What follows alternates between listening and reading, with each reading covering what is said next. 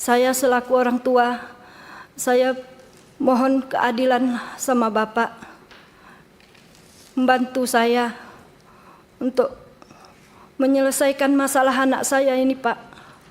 Saya mohon, Pak. Inti kasusnya adalah bahwa si anak ibu ini kebetulan D4 pendidikan kapal, jadi memang profesinya begitu, lulusan Universitas D4 bidang mesin ya. Dia melamar ke suatu agen, dia melamar resmi ke suatu agen dan akhirnya diterima.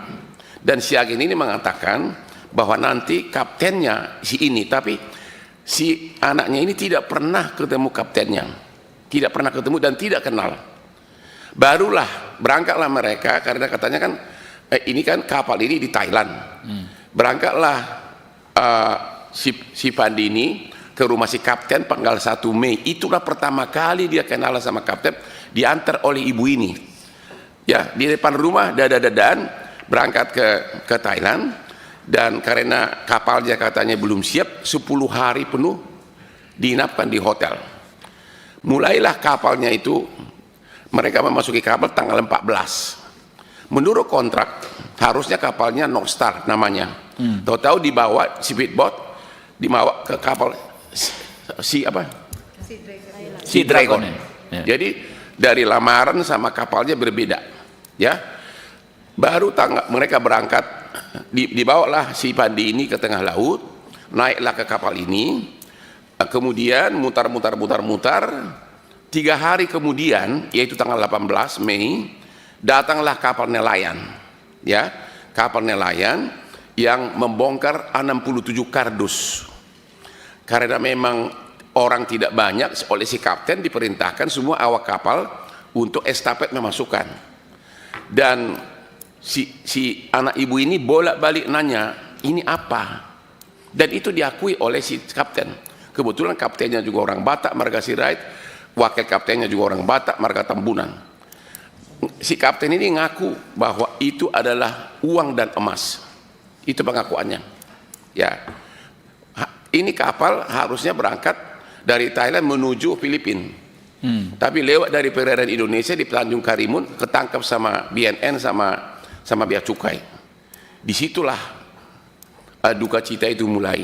Dan di persidangan si kapten juga mengakui bahwa memang si anak ini nanya berkali-kali, ini apa isinya. Dan yang menjadi masalah adalah kok bisa dituntut hukuman mati karena tidak ada bukti sama sekali bahwa dia tahu isinya itu. Dia baru melamar, baru 3 hari naik kapal sebagai pengangguran masuk kerja. Yang menjadi pertanyaan adalah, ini yang perlu mungkin nanti ditanyakan Komisi 3 kepada penyidiknya dan jaksanya. Kalau seorang kapten kapal berangkat ke Thailand untuk narkoba 2 ton yang katanya harganya 4 triliun, mungkin enggak si pemilik narkoba tidak kenal si kapten ini? Mungkin enggak dia percayakan 4 triliun kepada orang yang baru dia kenal? Itu yang kita bilang logikanya tidak ada, tapi tiba-tiba dituntut sekarang hukuman mati. Itu inti kasusnya. Sama juga tidak ada bukti sama sekali yang mengatakan bahwa si Pandi tahu, karena memang dia hanya bekerja di kapal itu dan baru 3 hari naik kapal itu. Sekian dari saya dan dilanjutkan oleh ibunya Pandi. Silakan Ibu Nirwana ya. Silakan Bu. Anak saya melamar di kapal Thailand, kapalnya kapal kargo ditawari, Pak. Tiba-tiba sampai ke Thailand, diinapi di hotel, menunggu di sana. Anak saya bertanya, kok kita nggak naik-naik cab?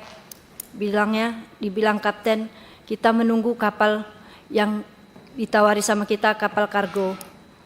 Entah macam mana, ditanya lagi sama anak saya, kapalnya belum siap kita diperintah bawa kapal yang satu ini, kapal tanker. Kapal tanker bermuatan minyak. Jadi anak saya yang ngikutlah Pak, ngikut Terus orang itu naik, saya tak tahu entah naik dari mana, naik kapal orang itu. Kira-kira ada entah 3 hari, saya dengar anak saya tertangkap membawa narkoba. Makanya kami sebagai orang tua, kami terkejut Pak, kok bisa dia bawa narkoba? Kapalnya kok bisa jadi kapal tanker? Dijanjikan kapalnya kapal kargo. Di kontrak kerjanya pun kapal kargo. Jadi saya selaku orang tua, saya mohon keadilan sama Bapak, membantu saya untuk menyelesaikan masalah anak saya ini Pak. Saya mohon Pak, karena saya tanya anak saya, dia tidak mengetahui barang itu Pak. Saya tanya, jadi tahunya dari mana? Setelah penangkapan Mak, barulah tahu saya itu bawahnya itu narkoba. Jadi apa kamu nggak bertanya? Saya tanya, waktu barang itu masuk disuruh kapten kami mengangkat. Begitu saya angkat, saya udah nggak enak. Saya bilang sama kawan, ya kok ini barangnya, tapi kita mau bawa minyak. Kalian nggak curiga? Kenapa ini tak betul lagi? Masa kapalnya bawa ini kotak-kotak, ini tak betul lagi. Mana tahu ini isinya bom. Itu anak saya bilang Pak. Jadi kata kawan-kawannya. Dan itu dalam persidangan ucapan dari anak ibu diakui oleh si kapten dalam persidangan bahwa memang si anak ini terkonfirmasi ya Pak. Ya, ditanya di sidang, si kapten maupun ada wakilnya Pak Tambunan mengakui memang si anak ini bertanya ini apa. Oke. Gitu. Tapi di persidangan si kaptennya tiba-tiba ngaku bahwa isinya dia taunya emas dan uang. Iya. Jadi bagaimana mungkin 4 triliun, ya 4 triliun dia nggak tahu, dia dipercaya oleh si kapten, oleh si pemilik kapal. 4 triliun nilainya. Mungkin masih ada, silakan. Sudah itu paginya nggak enak dia, didatanginya kaptennya ke atas, ditanyanya, Cap, itu barang apa? Ayo kita periksa. Mana tahu itu entah bom. Enggak katanya itu uang sama emas. Jadi disambung anak saya lagi, kalau itu uang sama emas Cap, kenapa dimasuki di ruang palka? Saya tak tahu ruang palka itu apa Pak. Kenapa dimasuk di situ? Enggak apa-apa biar aman katanya. Begitu anak jadi saya itu diakui bilang. di persidangan. Iya, diakui semua kawan-kawannya, kapten pun mengakui Pak. Udah itu si Pandi disuruh lagi mencopot di bendera. Dibantah bikin anak saya lagi Pak. Kenapa dicopot lagi benderanya Cap?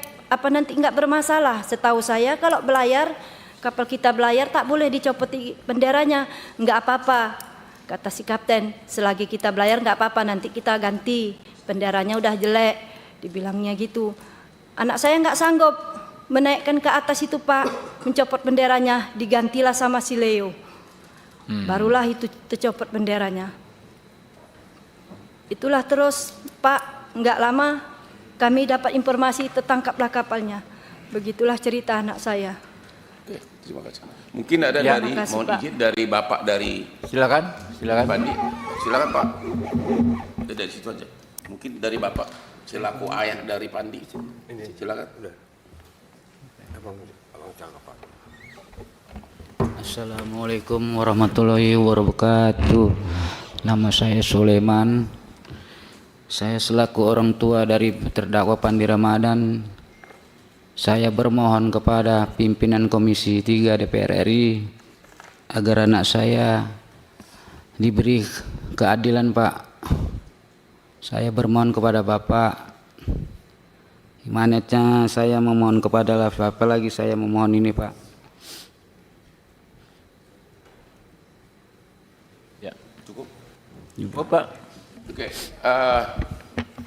Kalau boleh minta izin juga karena mereka bawa tim pengacara dari daerah yang tahu faktanya. Ya. Mohon dikasih kesempatan bicara pengacara dari Batam, silakan. Silakan. Nanti lanjut pengacara dari Lombok Ya. di sini ada. Silakan dari pengacara silakan, dari Batam yang menangani anak ibu ini.